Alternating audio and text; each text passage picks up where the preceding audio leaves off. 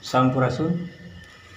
Balik lagi bareng gue Fikri Artaufik di Rumah Gudang Misteri. Dan kali ini gue bakal menceritakan cerita horor. Kita coba-coba untuk membuat segmen baru, itu segmen cerita horor ya. Dan cerita horor kali ini kita tidak akan jauh-jauh dari pendakian. Kali ini ada cerita yang dikirimkan oleh teman saya yang tidak bisa disebutkan namanya di sini. Judulnya pendakian terakhir di Pos 3 Gunung Rinjani.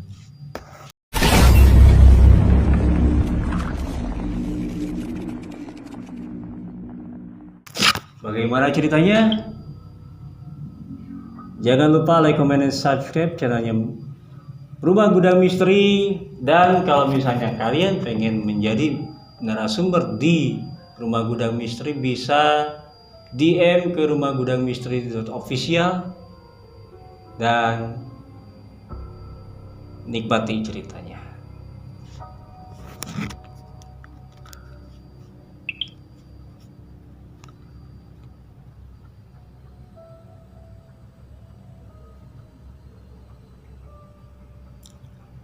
Malam itu, awan tebal menggantung di langit Gunung Rinjani.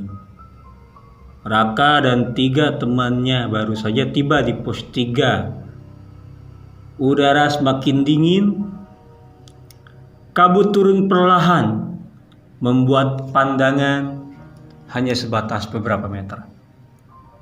Mereka memutuskan untuk mendirikan tenda di tepi jalur pendakian. Tak jauh dari hutan yang paling terlihat gelap dan pekat, di antara obrolan ringan dan secangkir kopi hangat, Raka mulai terasa ada yang aneh. Di balik pepohonan, ia melihat sosok bayangan berdiri, tak bergerak. Siluetnya tinggi, tubuhnya kurus, dan kepalanya miring seolah menatap mereka. "Hei, ada yang lihat itu?" bisik Raka menunjuk ke arah hutan. Namun ketika teman-temannya menoleh, sosok itu sudah lenyap. Mereka mengira Raka hanya lelah dan imajinasi. Malam semakin larut. Angin membawa suara samar seperti seseorang memanggil nama Raka. "Raka, pulanglah." Suara itu terdengar sangat dekat. Padahal ia tidak melihat siapapun di luar tenda. Tak tahan dengan rasa penasaran, Raka keluar dengan senter di tangan. Begitu cahaya senter menerangi pepohonan, ia melihat jejak kaki basah yang baru saja menuju lebih dalam ke hutan. Tanpa sadar ia mengikuti jejak itu hingga tiba di sebuah pohon besar yang ditumbuhi lumut. Di sana berdiri sosok pendaki dengan jaket usang. Wajahnya pucat, tanpa mata, hanya lubang hitam menganga.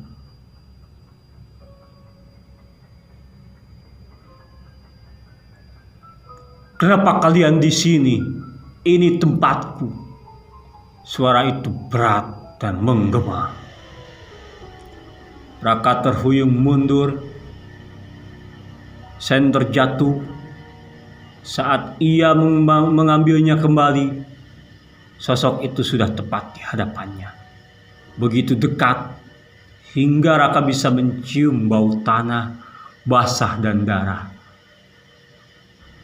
Tubuhnya kaku, tidak bisa bergerak.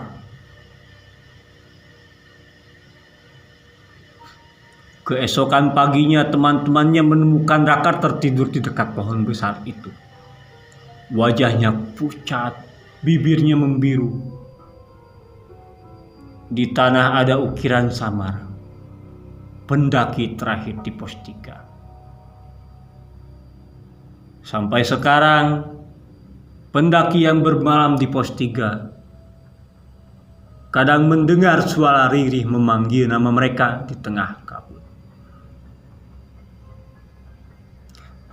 Ya, begitulah guys, teman-teman ya, cerita horor di pendakian terakhir pos 3 Gunung Rinjani yang dikirimkan oleh seseorang yang tidak bisa disebutkan namanya, dan terserah kalian menyikapinya benar atau tidak. Kami tidak pernah menuntut kalian percaya, tapi karena ini hiburan. Ini hanya hiburan semata. Baik, seseram apapun pengalaman horor kita, akan lebih seram kalau kita tidak punya uang. Assalamualaikum warahmatullahi wabarakatuh.